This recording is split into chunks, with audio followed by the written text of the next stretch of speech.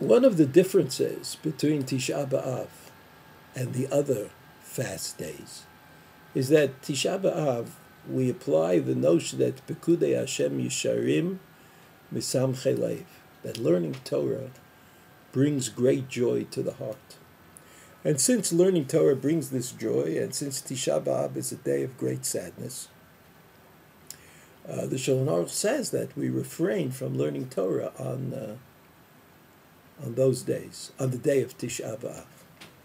But the other fasts, like Shiva Sabbat Tammuz, there is no such prohibition. So what happens if for a person there's a conflict between learning Torah and fasting?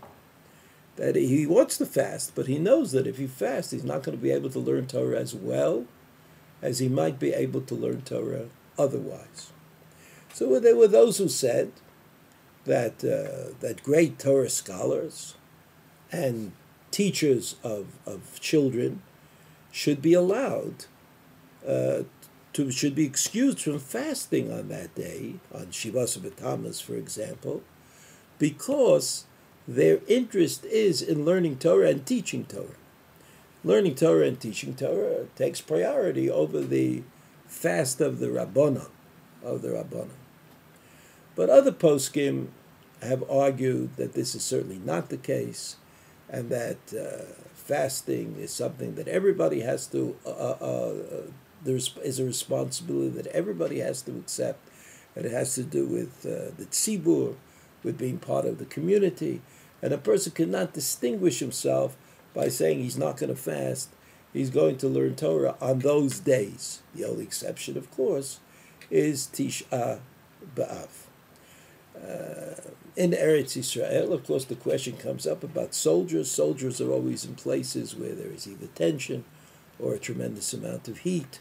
They're not often in air-conditioned rooms when they're doing whatever it is they do.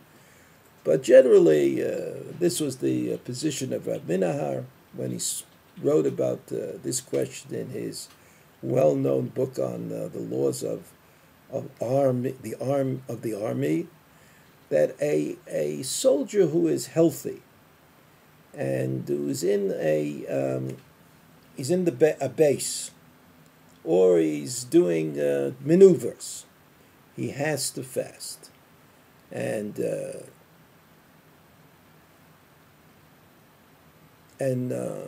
law of the army law, not the civilian law, the Halacha, but the army law is that a person who fasts is excused from maneuvers on that day. Of course, if he's doing real army work, that he's not excused, and then he has to decide whether he has to eat or not.